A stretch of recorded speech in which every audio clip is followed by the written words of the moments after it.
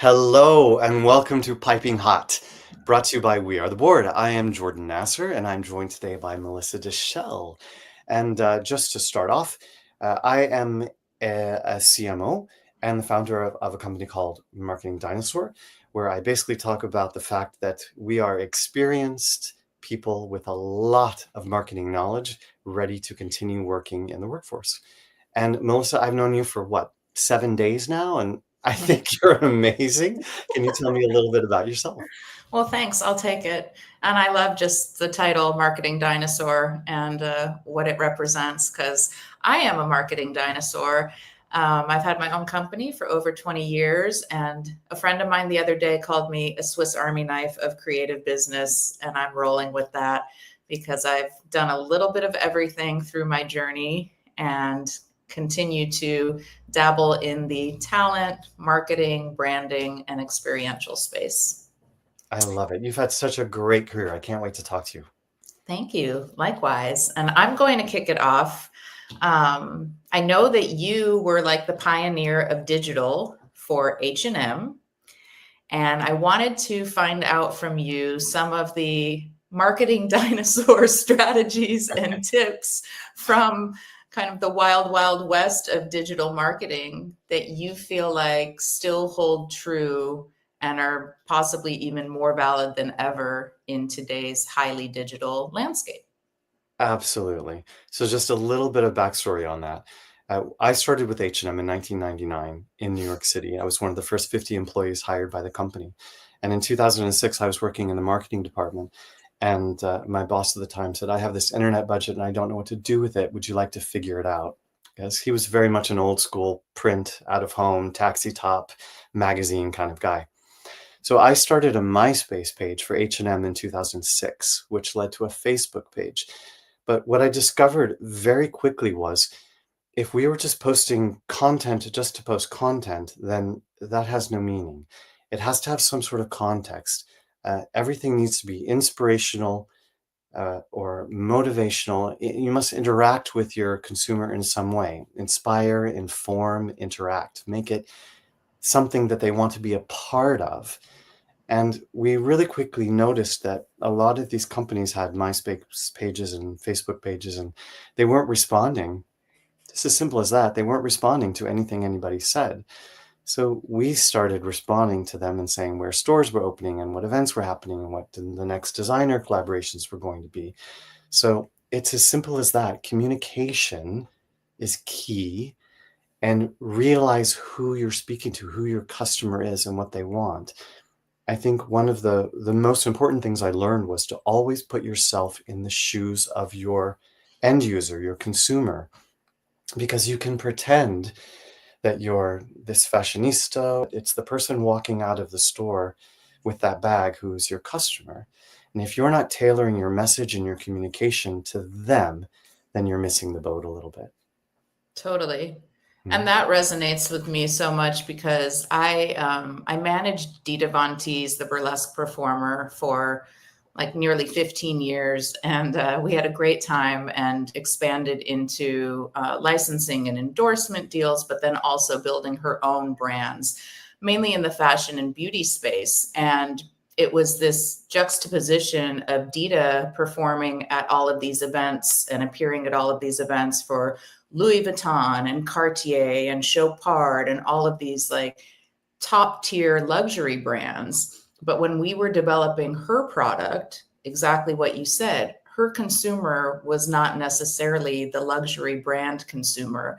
They were more the women that worked behind the Mac counter in the department store and wanted to do beauty like Dita did beauty. And it was aspirational to them, all of the things that she did and where she went and performed. But that was a different audience than her actual consumer.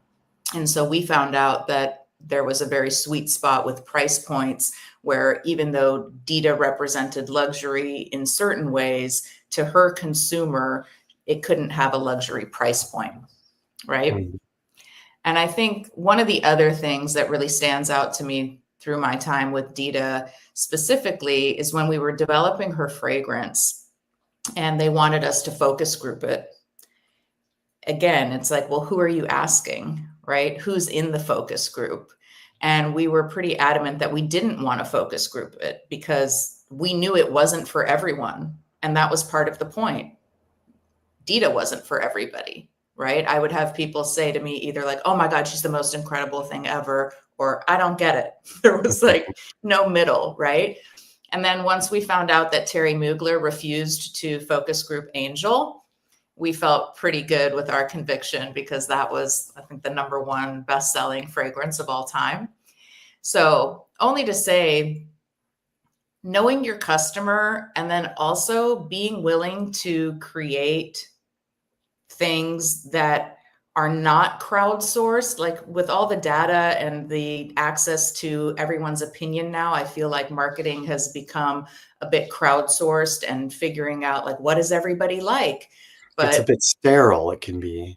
exactly. And Yeah. it goes back to kind of like, I remember Steve Jobs saying like, I give them what they want before they know they want it, right? Mhm. Paraphrasing. But if you're constantly focus grouping the audience for development and creativity, it kills creativity. Mhm. And for me, I just kind of learned everything as I went along, trusted my intuition and my gut. Yeah, you make some mistakes, but you learn from those. But I think that's where really interesting and outside of the box things happen is when you just really go off of your intuition and your gut and also your passion around what it is that you're bringing to the consumer. And that's a perfect segue because I wanted to ask you, what's something that you feel is so important from sort of the old school marketing techniques that you're still using today that's not about optimizing and data input and AI? I kind of just go back to this, like, I've always had a passion for spotting talent, and I know that if I worked at a big corporation through the years, I wouldn't have been able to work with many of the people that I worked with, Dita included. I actually shopped the demo for Eminem, and nobody wanted to sign him because he was a white rapper. So I think that having the courage of your conviction, like I was 23 just out of college and going Yeah. into these record executives, like, but he might be the best rapper of all time. Like, it doesn't matter that he's white. And who was I and what did I know? But I knew in my gut and from my experience of being a hip hop fan and a dancer and in that world for so many years, I feel like that just instinct is something that I personally always revert to. And I Mm, think having other people learn how to trust their vision, trust their gut is really important because there's always going to be people who are telling you that won't work or yeah. you shouldn't do it that way.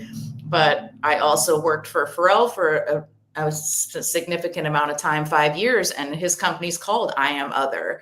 And Mm, it's that, which is different is what makes you special. And so I'm always looking for what's next.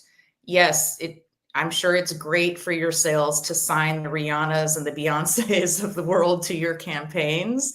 But where I sit is more like who's bubbling, like exactly. who's I think interested. you and I pay attention a lot, and I think that's what our sort of secret sauce is I'm listening, I'm reading everything, I'm paying attention to everything, and I'm always seeing what hits me in a certain way in my gut, and it's exactly what you said. There are a lot of people who are only living by data points, but there are still those of us who are living by this feels right. This feels right for my brand. This feels good. It may not work the first time, and I may have to workshop it and test it a little bit, but this is what we should do. Totally. And I feel like with all the data out there, it's actually overwhelming and probably makes people unwilling to try. And that makes me sad because if I had done all the research behind everything that I've tried to do in my career, I probably never would have done it or even started a company. Exactly. I tell my friends that I'm the kind of person that jumps off bridges and hopes that something is there. Totally. You got to hope your parachute opens. Exactly. Yeah, Wow. This has been wonderful talking to you today. It's been too short, I know. but next week, someone else will be here from the board on Piping Hot. So make sure to tune in next Thursday for that. And Melissa, it's been an absolute pleasure to talk to you, and I can't wait to talk to you more in private. Same, Jordan. Thanks so much. And thanks to the board for having us. Thank you, everyone. Have a good night.